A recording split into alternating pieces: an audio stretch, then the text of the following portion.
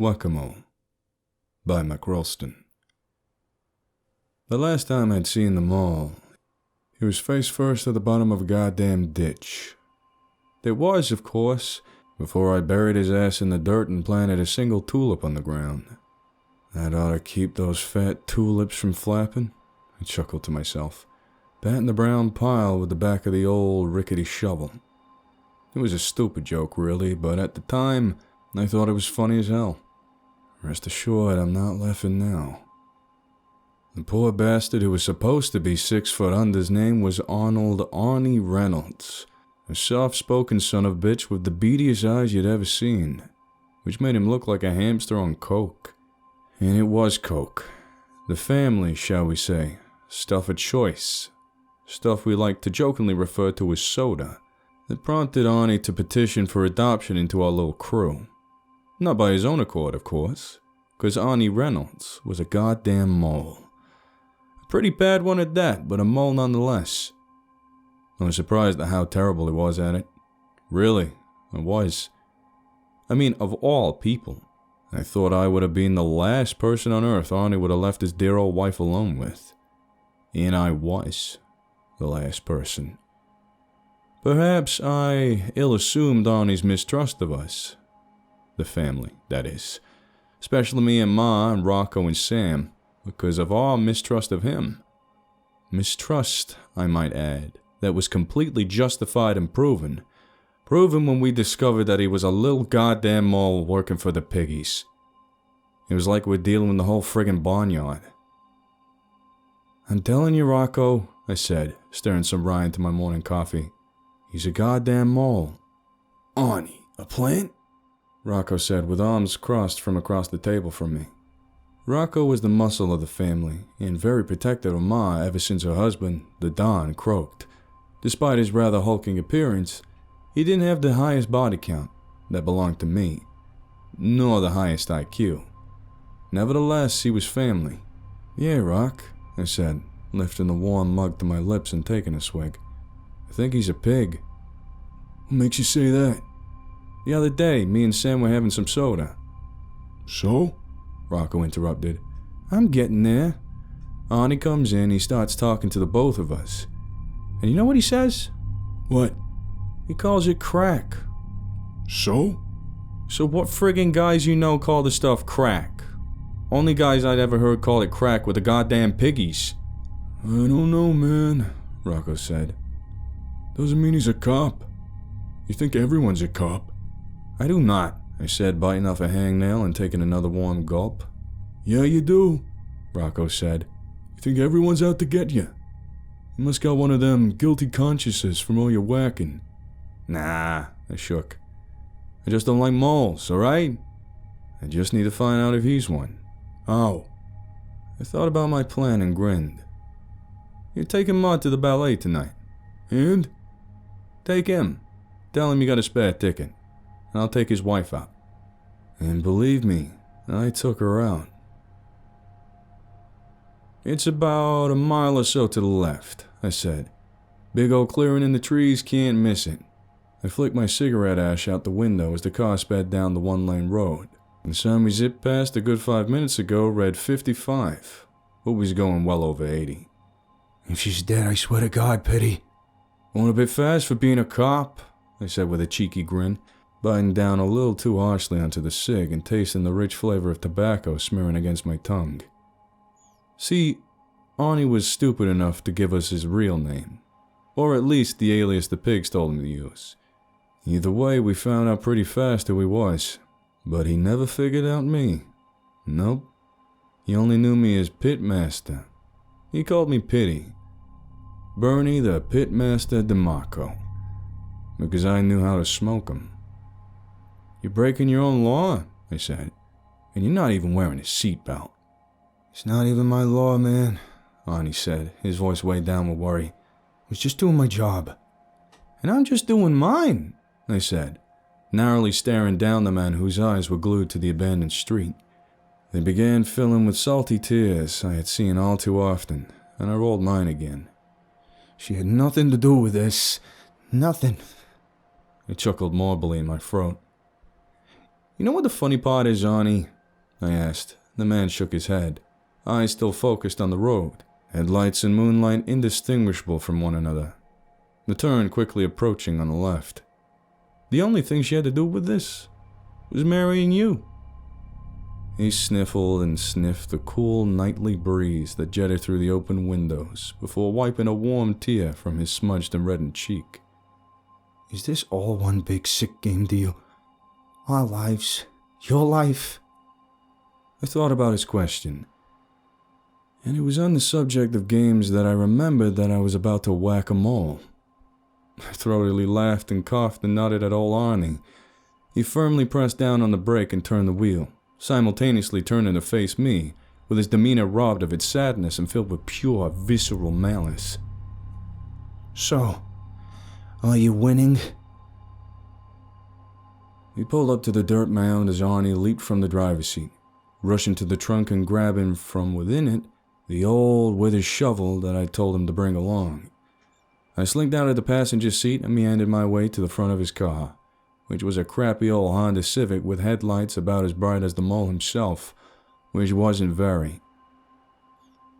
He met me in front of the hood but didn't make eye contact, as instead his eyes widened at the sight of the dirt pile that he thought might have been the final resting place of his precious ball and chain. "Oh, Bob," he cried. "Forgive me, baby." He hesitantly approached the small mound of dirt with the shovel dragging behind him and froze in his tracks. I assumed he had something on his mind, but was either too afraid or too confused to speak it. I laughed real heartily like. "Did you really think that shovel was for digging up?" I smirked, shaking my head in obvious no. He turned from me to face the hole that lay just beyond the mound. It was deep, a good 7 to 10 feet, which was hell to dig. But the look on his face told me my efforts were well worth the trouble. "Is she down there too?" he gasped, staring down into the void. "You know," I said, twisting the silencer onto my 9mm and raising it to the back of his head, "I don't think I'd tell you either way." Before he had time to turn around, I popped the son of a bitch, and his body flopped over into the pit with a loud, yet delayed, thud. I took a few steps and peered over the jagged edge as I watched the blood ooze from his face, which was flat against the earth. A fitting end for a bastard as ugly as he was. The next hour or so I spent covering up the body. When all was said and done, I planted that little tulip and said my goodbyes, which meant I spat onto the ground and turned for my new ride, though not one I was enthusiastic about. Thankfully, the Civic would wind up in a nearby creek about an hour later, and I'd never again have to see that miserable piece of shit. And I thought the same could be said for Arnie. It was 2 in the friggin' morning before I finally got tired. Coke would do that to you. I had to swallow a couple of shots of Templeton Rye just to rest my bloodshot eyes, as a matter of fact. I was deliberating whether I should crash on the couch or attempt to make it to my bedroom when my eyes caught something outside. It was just beyond the yard. I could see it through the window. A good 50 feet or so away, standing upright just beyond the pale glow of the overhanging street lamp. I leaned towards the glass and pried the blinders apart. I must have had too much soda, I thought, because the shape I saw most definitely was that of a man's, with a lanky stature and a head that was stretched out to multiple pointed tips like a Christmas star. It was when he stepped forward into the harsh overhead light that I realized exactly who it was. Arnie friggin' Reynolds. Although somehow he was uglier than before, with a gaping hole straight through his face and skin peeled back in every direction like a star-nosed goddamn mole. And though he didn't have any eyes anymore, I could tell he was looking straight at me. He began to trudge forward as the dirt shuffled off his shoulders, forming a trail that, for a moment, resembled the track of coke that I had huffed not 3 hours prior.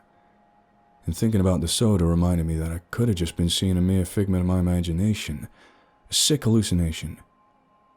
Coke will do that to you. Hell, I could have been passed out on the couch and dreaming the whole ordeal for all I knew.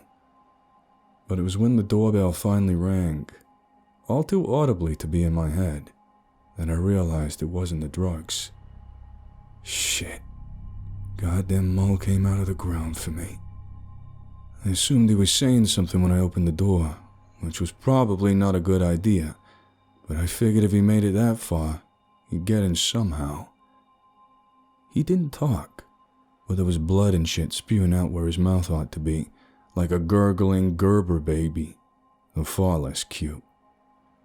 I thought I was going to retch right there on the carpet from the mere sight of him, but I was too afraid to look anywhere else and take my eyes off him. He gripped me by the shoulder and shoved me toward the door. There wasn't much I could do. I still thought I was sleeping on the couch. Hell, I slapped myself silly all the way to the car. Well, the only thing that got me was a red cheek and an even bigger headache. And that wasn't so silly. But I did have a good chuckle when I finally noticed the freshly plucked tulips sticking out of his breast pocket. I turned the key as he eyelessly watched me from the passenger seat, blood and shit leaking all over the leather. I just cleaned that, damn it, I said, rolling my eyes. They nearly rolled into the back of my head. The mole gurgled some more at me, and I slurred an intelligible insult back, then floored it out of the drive and down the street. The sign read 55. I was doing 100. And then the mole sputtered and gurgled some more. What? I snapped. I didn't say anything. He kept burbling and reaching out for me. I shuddered at myself in the mirror. Oh, I said, pressing down on the brake with a lead foot and pulling my seatbelt across my chest until it clicked. Happy now? He pulled into the spot again. The same dirt mound where the hole used to be. Stepped out of my car, the grass crunching beneath my slippers like brittle until the sound of the passenger side door slamming shut jolted me to the semi-sober state. The mole turned to face me with a slack of a face and pointed to the ground. The mound. What? I asked of him. Begged. Pleaded. What? He just kept pointing. No expression to read within the hole through his head. I turned to face the pile and began sifting through the tall, dead grass surrounding the tiny hill with my eyes until the cold, hard steel silencer of the 9mm pressed against my temple. I froze. I am frozen. Not just because there's a gun against my head, but because that mound of dirt is undisturbed. And that damn little tulip is still sticking out of it.